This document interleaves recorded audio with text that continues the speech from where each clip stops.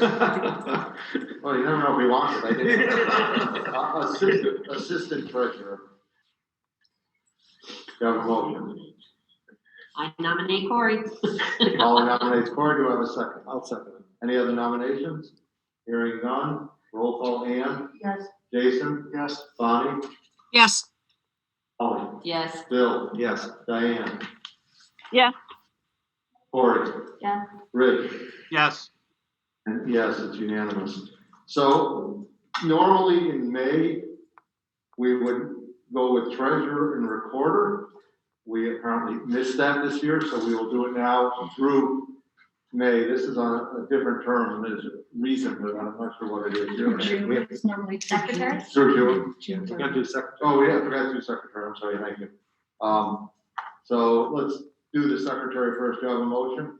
I nominate Diane Singer. Second. So I have a motion by Bill, a second by Molly. Any other nominations? Hearing none. Again, a roll call. Ann? Yes. Jason? Aye. Bonnie? Yes. Molly? Yes. Bill? Yes. Diane? Yeah. Corey? Yeah. Rich? Yes. And I vote aye, so it's unanimous. So as I said, through June 1st, is it, sure? Through June 30. So June 30th. So these are on the school year as opposed to the election cycle. So do I have a motion to appoint Richard Jetty as secretary through June 30th, 2022? So moved. Do I have a second? I'll second. Roll call vote.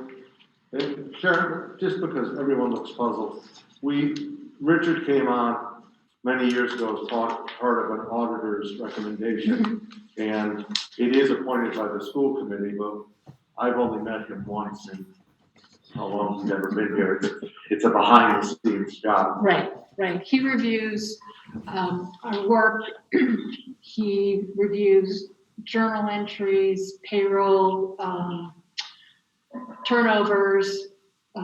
He reviews all of the warrants in detail, the warrants that you sign, and he provides other treasury services. He is a retired CPA, so he's sort of my backup as well.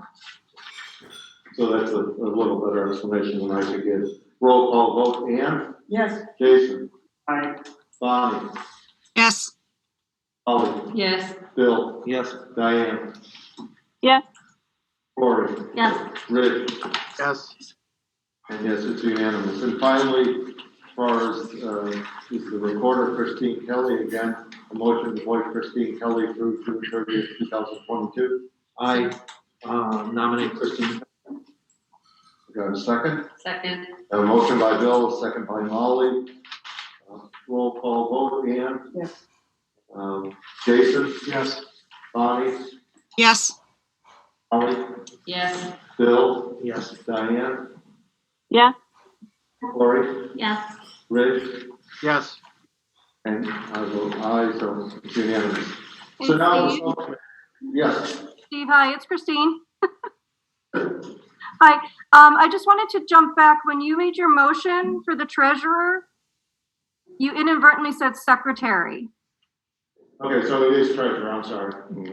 It is. So can I just change that, or do you have to amend it? You can just change it. I think everyone knew my intention, but thank you. Okay, I just wanted to make sure. Thank you. Okay, that's all right.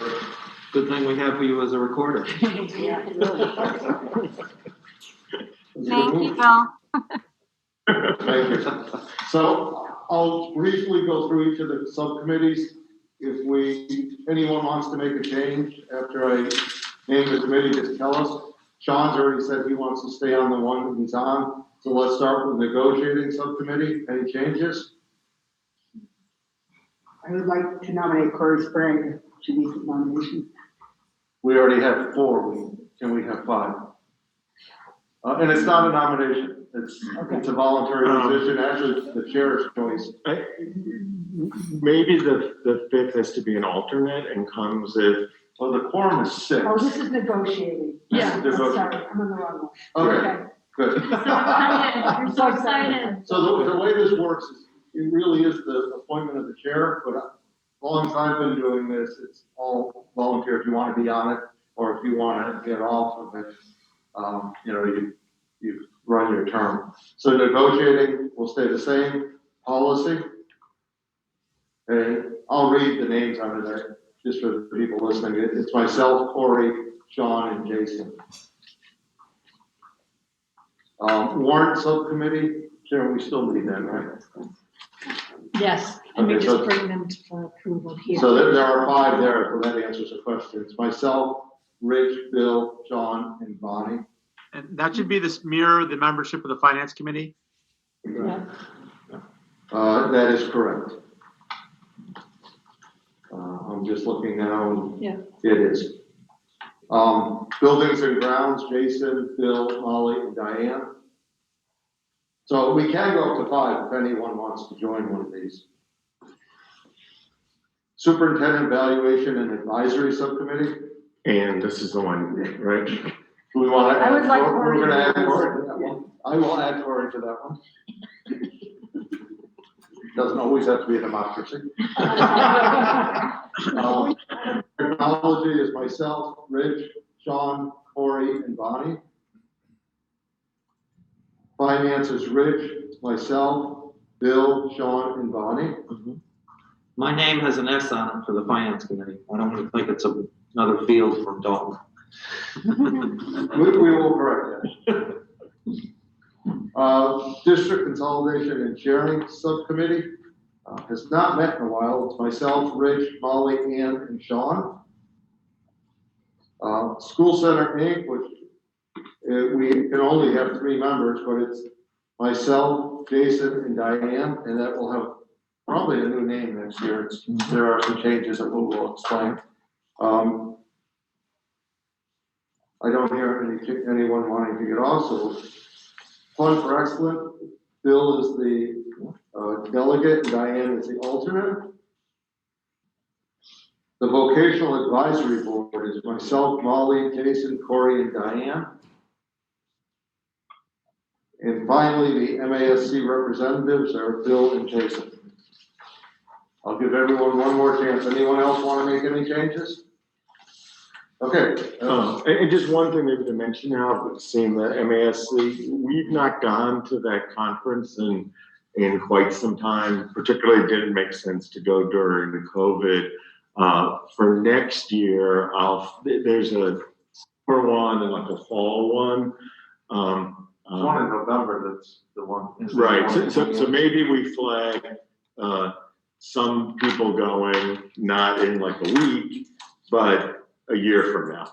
This school district used to send 8 to 10 school committee members every year for a long time. So it may be good to kind of get back to sending a few people at least. And I did go. 2 years ago. 4 years ago.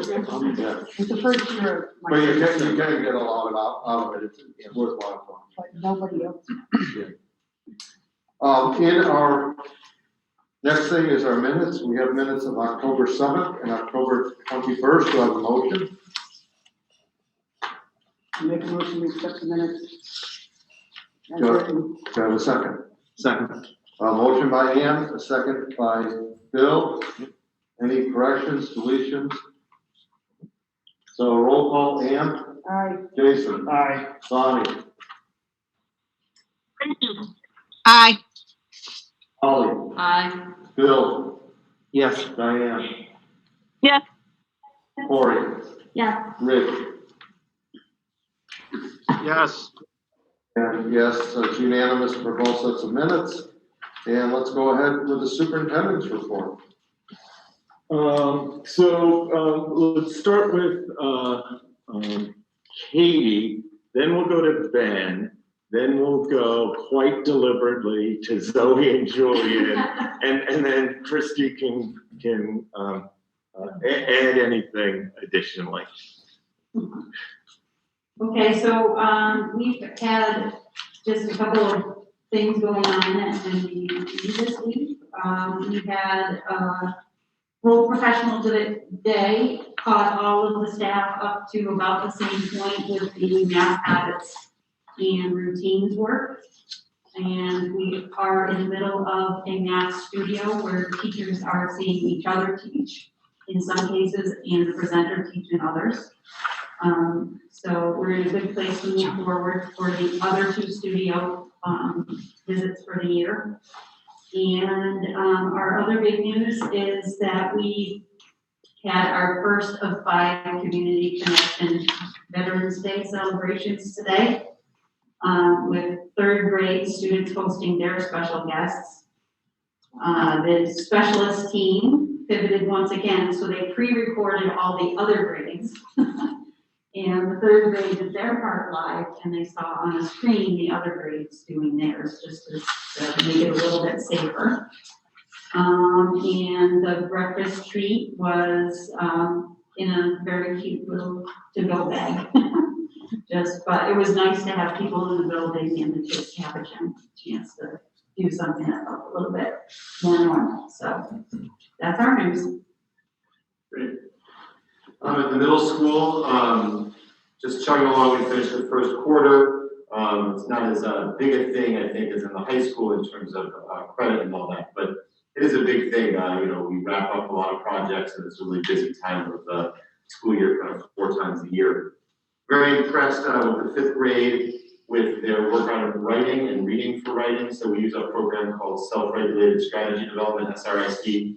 It's a very rigorous writing and reading for writing program. It's a really big shift in middle school as we move from learning to read to reading to learn. It really supports all students, really making use also of our 5th academic period. We call it the What I Need Now Win period. But it's great. Kids are doing independent reading, which they should be doing in school, but also then working on their writing, getting extra math enrichment or math help. And it's when we also do a lot of our reading, math, and executive skill interventions. But it's just a real augmentation of learning and really helps all students engage with the curriculum. 6th grade had a fun activity last week with Halloween costumes, which is a lot of fun. Really, so using that to highlight how we do community, trying just to make sure that kids really get a chance to engage with each other and appreciate each other, and really just connect and have fun while we're also taking academics very seriously.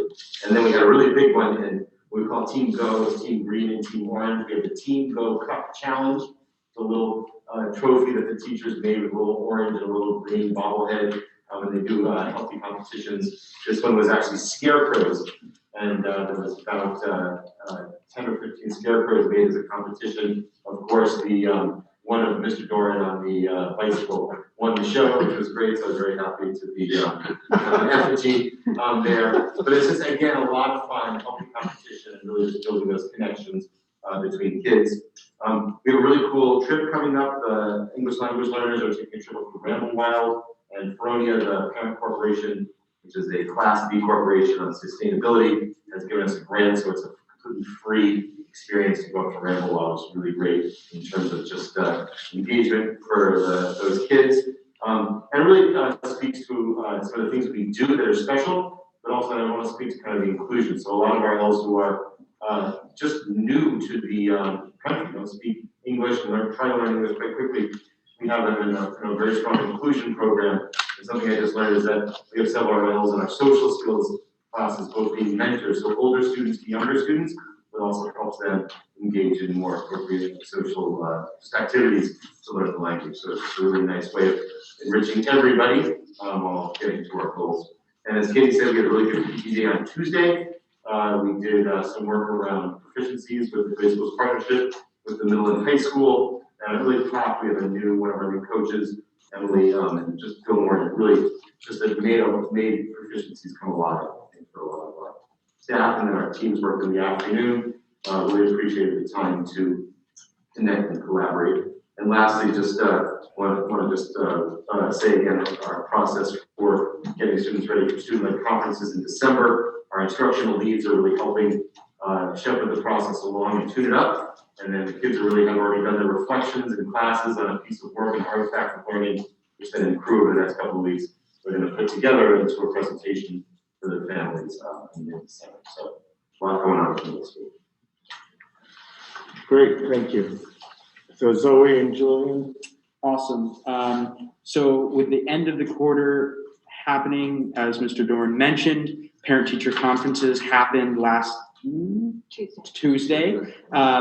I think overall they were a success. A lot of what work went into them to make them virtual. I honestly think that aside from all the kinks and technology issues, having them virtual is a really, really good idea, even in a year that's not like this one, because it makes it just much more accessible in ways that working parents can sort of get an opportunity to meet with their teachers. That being only really 5 minutes long or 10 minutes long, and they can be difficult. Fall Fest is happening. It's a really exciting thing for a lot of students in our school because this is the first time that we're going to have that experience again, I believe, since COVID, but I might be wrong. But there's a buzz in the air, and a lot of people are excited, and there's a lot of hard work going into that. Yeah, so we have fall state tournaments coming up. I think girls soccer plays tomorrow, boys soccer plays on Saturday. Volleyball is going to Nantucket, and I'm sure lots of people have heard. It's very exciting. Cross country will run next Saturday for Western Mass, and there are going to be lots of spectators from our school going to support all of those games. And registration for winter sports has started, and those will start on November 29th. We're going to have swimming and wrestling for the first time since COVID, I believe. And yeah, so as far as student wellness goes, definitely stress is an unsurprising continuing issue. It kind of peaked at the end of last week and this week with students taking PSATs and SATs, the end of Q1, and early action and early decision college applications being due. But people definitely seem to be taking a little bit of a breath after that, and things are feeling a little bit lighter in the building already. There's a lot of excitement. We're going to host our first pep rally next Friday. So in terms of school spirit and community, that's a really, really important one. Unfortunately, we can only have half the school at once, which is a real bummer, but obviously a constraint that we have to work around with COVID. So with that, we're going to hear from various sports teams and clubs, and also I have a little impromptu performance from the Fall Fest group to promote their show. Fun. Yeah, and I think just one more comment to the group. I mean, mask wearing is sort of something that's becoming more hard and difficult as time goes on. So from our perspective and daily life at school, it's becoming more evident that some sort of vaccine mandate is something that would help. Nice segue. We didn't even plan that, but we'll get to it in a little bit. So I'll add just a few more things from the high school. Today at the high school, we started in our crew having students take the Panorama survey for social emotional learning. We are doing that across the district, and we're hoping to have at least 80% of our students take that, so that we'll have some really good data to look at, particularly in the context of what Zoe shared in terms of mental health, and trying to get a sense of where students are and what we can do to better support them. I have a couple of exciting pieces of information that the Berkshire Fund for Excellence did support 2 projects that were submitted. One is from our English department. They requested funding to start classroom libraries to encourage more reading, which is very exciting. And then from our science department, there was a student-led request to do some work to bring back a science fair to Monument. So this year will be some preparation work for that, and then hopefully that will launch next year. So those are 2 exciting things that are going on. We're also in the process of planning for a school visit. So as I've mentioned, in connection with the BAR grant, we do actually get a lot of other resources in addition to the funding that they give us directly. And one of the opportunities they're providing us is to have a school visit where a team of folks from Spring Point are going to come and do school observations December 2nd And in the context of that, they have a whole series of school indicators for school quality that they look at. And the two they're going to be really targeting in their visit with us are looking at our work in the context of rigorous and purposeful learning experiences and student supports. Specifically with the work for the 9th grade team that we're doing and the work around crew that we're doing, because they know that those are two big pieces of the grant funding. So I just wanted to highlight that we're in preparation for that. So, thank you. Great, thanks much. What I want to do now is transition to a continued discussion of our grants. So and Sharon's going to hand out a piece of paper, and to the school committee members who are online, I sent this to you as an email, so you can check your email. And to the public, it'll be in our packet. But to catch people up, last week we spent some time talking about the whole range of different grants we're getting. And then we ended the meeting by having school committee members share their thoughts and brainstorm. And it was in some ways a setup because I knew many of the things that you came up with and shared would significantly overlap with some of our thinking. And lo and behold, in just about every case, that was true. So as you look at this document, particularly around ESSER 3, in the left column there are things we culled from your comments, and then we crosswalk them with things we're already recommending. And they're really parallel, right? So several of you spoke about how to just support our English language learners. The district recommendation is the addition of the 1.5 ESL staff.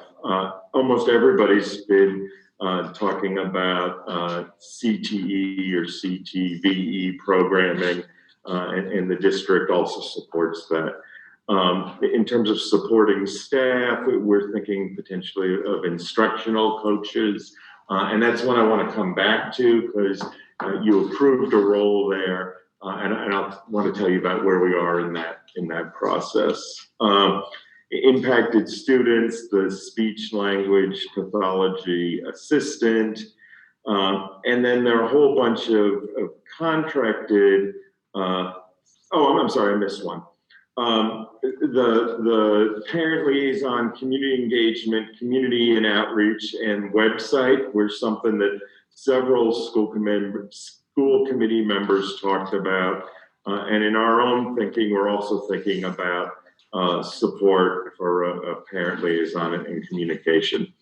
Then as we go down the list, a whole series of how to support students, particularly students connected to the pandemic, the continued work on writing, the BHRSD professional development, continued math work. And what gets complicated about this is some of this work sits within the ESSER funds and some of this work sits within other grants or operating budget. And as we get to some of the DEI work, that's actually getting supported from the Department of Justice grants.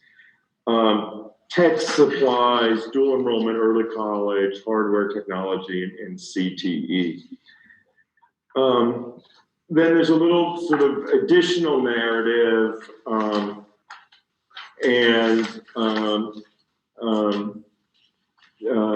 we've, in Kate's presentation to the finance subcommittee, she talked about adding a board certified behavior analyst and the speech role.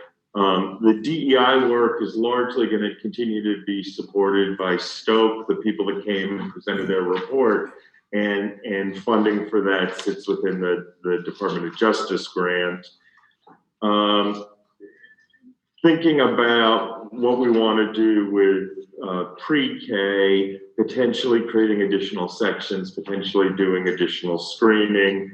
The wellness role we've talked about is supported by Great Barrington for the moment, and we hope to hear soon about that next round of grants and or support. Small class size, Zoe brought up the thing, and I didn't respond at the moment, but the costs of AP fees and how that's covered. So students who are eligible can get waivers, but there may be students who are in that sort of funny middle spot where they don't meet the external financial requirements, but writing 3 checks for $100 each is a real burden. So we can do things there. For years, the high schools had this Joe Spartan fund, and we use that to close gaps. The only thing that's a little hard about it is people have to self-identify that they're struggling, and there's stigma and there's stuff attached to that, but hopefully we can make it clearer, and then you don't have to necessarily go to the principal to say, I need some help on this, but you go to your crew leader or the math teacher you really like and share it with them, and then they could share it with the principal.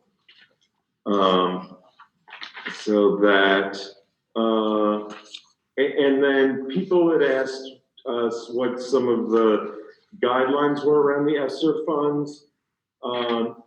So it's largely open-ended, and we have lots of flexibility, but there are some priorities. So 20% has to be around lost instructional time and students in underrepresented subgroups. So low income, disabilities, English language learners, racial and ethnic minorities, students experiencing homelessness, and children and youth in foster care, right? So that's targeted, but it's still pretty open-ended. Stuff connected to COVID, stuff connected to facilities, training and professional development on sanitizing and minimizing the spread of infectious diseases. I think we're really well trained there, and I'm not recommending we invest any more resources in that. Supplies to sanitize and clean, coordinating for potential future long-term closures. It pains me to say this, but at some point there will be another variant or another virus or something, and we'll be much better prepared than we were. Educational technology, which aligns with what we're talking about, student mental health services that very much aligns with what we've been talking about, and then summer and supplemental after-school programs. So a big mouthful, but I wanted to share that I think there's some areas probably it makes sense to go into more detail on and continue the discussion. But I feel largely we're on the same page. Any comments or thoughts on this emerging list? I just have a procedural question. So how is this handled going forward? Will something eventually come back to us for a formal vote of approval, or is it totally in your guys' vote? And what is the timeline on it?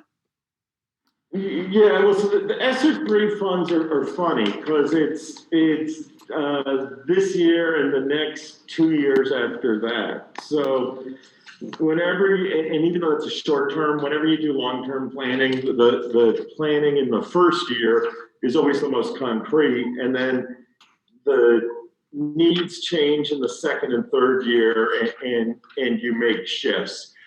So I don't think there has to be a formal vote on it, but I think it would be good if we revisited this a couple times and reached a broad consensus, and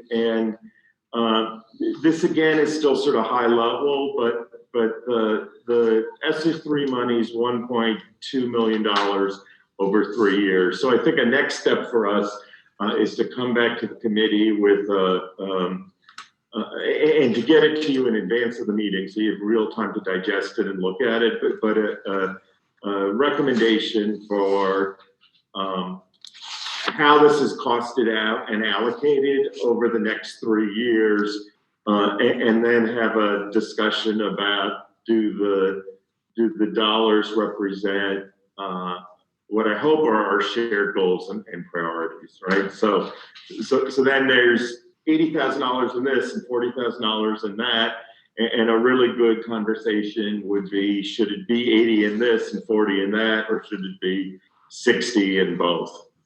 Just to be clear, it's 1.2 million to be spent over 3 years. Yeah, correct. So in my mind, and it's sort of am simple about this, but that translates to $400,000 for each of 3 years. Though in reality, if we spent more in 1 year, it'd be okay, and if we spent less in 1 year, it would be okay.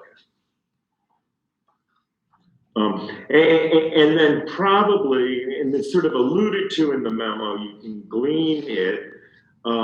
It may make sense to in a parallel way know how much we're spending on DEI through the Department of Justice grant, so you can sort of see all these investments and express if you support them or they should be shifted.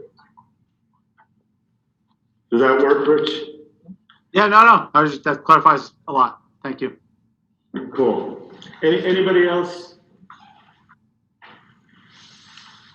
Okay. Let me then move on to my next thing. So I got a little link crazy, and if you read my draft annual report, it's filled with links, and I think the big question I have for you is, right now it's like 4.5 pages, right? And one could have this very interactive experience and read the report and spend 3 hours clicking on each of the links and looking at the data yourself, which may in and of itself be enough, or it may be maddening. And what you might want is a page summary of each of the links. So you're reading a 20-page report, and then the links are there if you want to dig a level deeper. So I'm sure you took a look at it, and some of you might have gone down into the rabbit hole of all the links. Does this do enough, or do you want it to be 1 degree more granular? And I could write more detail about the district improvement plan, and I could write more detail about each of the MCAS scores, and I could write more detail about the Stoke report. What do you think's valuable, both for the school committee and the community as a whole? Anyone? Can you explain what this is used for, what the purpose of this is? Yeah, so it's interesting because in many ways I do good work, and occasionally I excel. In some places I struggle, and my Achilles heel in my superintendency has been around the annual report, right? So in little communities, like when I worked in Hancock, the town put together an annual report, and I wrote a 1-page memo, and that was that, and people were psyched about it. And Richmond's similar. In very large school districts like the Boston Public Schools, there's probably a couple 100-page report. Every year we have the big budget book, and there's a lot of data in that, and that's a public explanation of our work and how we're using our resources. I think this is the other side of the coin to that, which is an opportunity to talk about what our goals are, where we've been successful, and where we have areas to grow. No, and this is why it's a state requirement, right? So what's in front of us meets the state requirement, but it could be 4 times as long if people wanted that and thought that was valuable. One of the hard things in putting it together this year was when we talked about doing it, we were talking about doing it in a more normal context. So there's a whole section of like alternative indicators that we didn't really collect in the context of COVID. And what I hope this becomes is a sort of template where year after year, we don't keep changing what we're sharing, but we're able to look at longitudinal trends over time, including the alternative indicators. But we don't have as many alternative indicators. And then you have a document that's sort of top heavy with traditional indicators that capture some of what we're doing, but not everything we're doing. Anyone else? If we don't hear any comments, we're going to assume that the links are okay. I would vote for not 4 times the size, but maybe 1 level down in Okay. granularity. But that's just me. I don't know if it's time or when it's time for public comment, but I would love to hear if there are any people on. I take public comment at any point. I haven't heard anyone. All you have to do is raise your hand and I will recognize you. I mean, but part of, like, I asked the question knowing that it could be 1 level more granular, right? So I think I like that idea of it ending up being 8 pages instead of 5, but not 20. Yeah, I mean, there were annual reports years ago that we actually sent out to a printer to get printed because they were so large. Yeah. Right. And I'm not sure that's where we want to go back to. No, I don't think so. So what I'll do is I'll go back and I'll expand it, and then I'll bring it back to you as the first iteration of it, and as we share it more broadly with the public. One of the best things about our 3 towns is people can be very vocal. We'll get feedback, and we'll make it even better for the year after. I'm just wondering, in the additional district generated indicators, right. The first section, student, family, and staff surveys. Right. I know they might not have been district generated, but I know for a fact at the high school we take ungodly amounts of surveys. And I think for the fact of trying to share with the school committee, the public, sort of the experience of students and families, I think it should be really important that there is something there. So I don't know if we can waive the idea that it is coming from a district and hopefully including something from the schools. Yeah, no, that's an easy one, and we can share links to that in a high level overview. We're also trying to get better about our surveys. I totally get the survey fatigue thing, and at some point we're going to get to a thing where you probably will always take the prevention needs assessment survey, and it's a distinct thing, but it's only every 2 years. So in your whole school career, you take it in 8th, 10th, and 12th grade. And then maybe we can get to the point of you do 1 survey a quarter, and we combine lots of different things we're asking, so it's not overwhelming. That may still feel like too much, but I mean, I personally enjoy taking surveys. I just think there's like an abundance of information there, so not applicable is not like. Yeah, that's fine. Yeah, cool.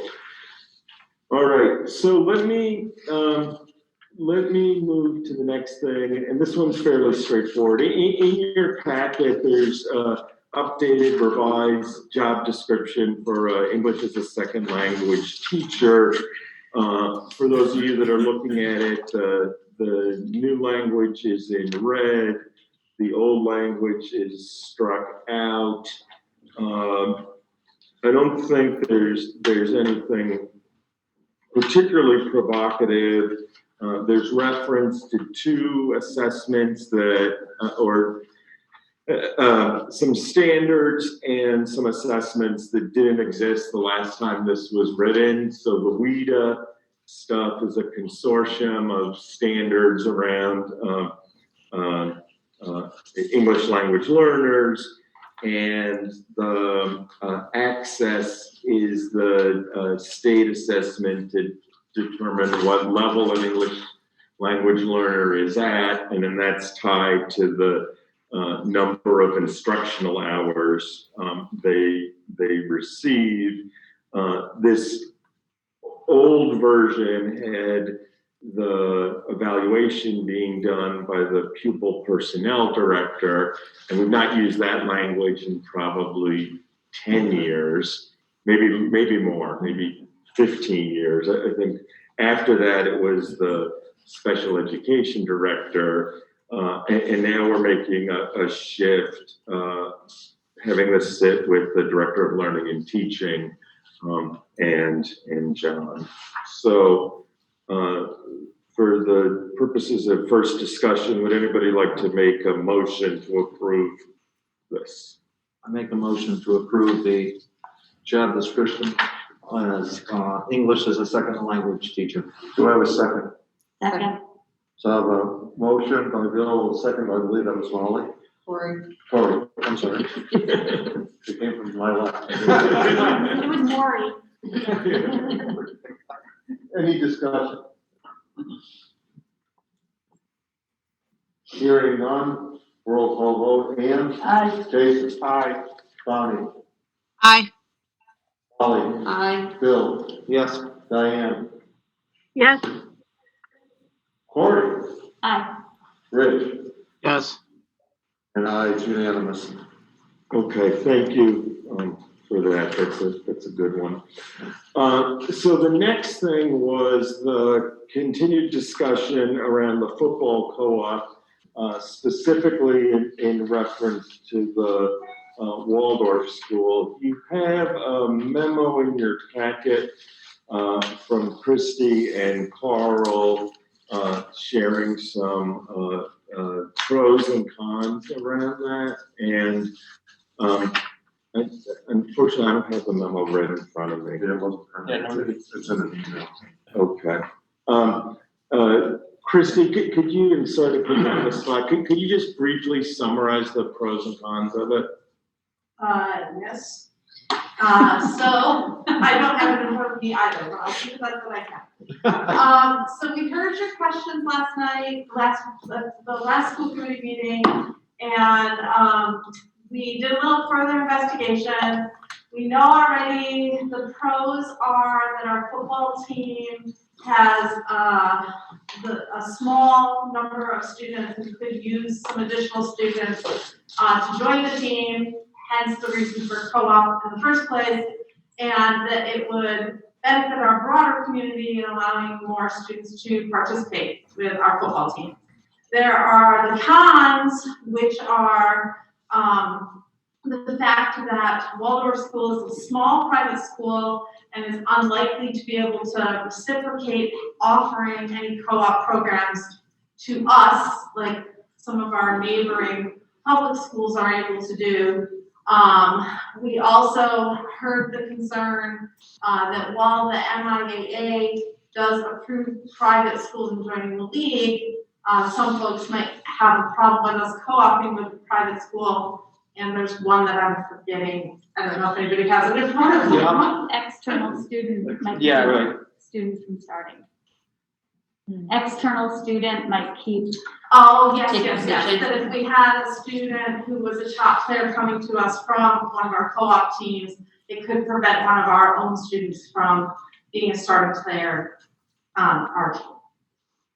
And also that Waldorf is unlikely to be able to reciprocate any co-op agreements. Yeah.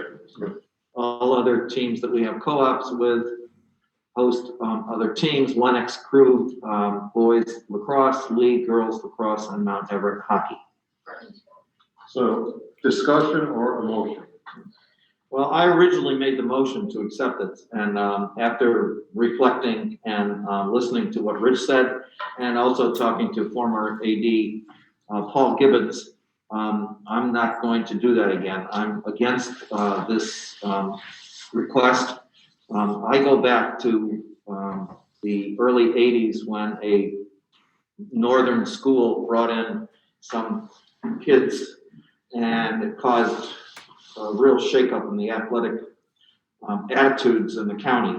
I just think this sets a precedent that could be used in another situation. I made the offhanded comment, which Mr. Gibbons immediately brought to my mind. I said, well, you know, if they have a 6'10" center, well, that was the case. And it did not help in regards to other schools and our relationships with other schools, and the school that brought in these kids themselves, I think, put themselves at there were a lot of criticism. And I don't think we need to get into that. I think let's go with what we have. Anyone else? Do I have a motion? Yes. This is Diane. Yes, go ahead. I think if there are kids that want to play and there's a school in our community, I consider it more about athletes and kids who don't have an opportunity to do that at their school. And so we have a number of schools that parents choose to send their kids to, whether they're private or co-op schools. And I think that when I think about this, I think mostly about kids and kids wanting to play. And this school being part of our community, and those kids also being part of our community. And I would like to give them a chance to play on our teams. Thank you, Corey. Thank you. Corey. Peter, can I say something? Corey had asked it. You can go with that. Okay, go ahead. Okay, something Carl wants to say. Okay. Yeah, I don't think the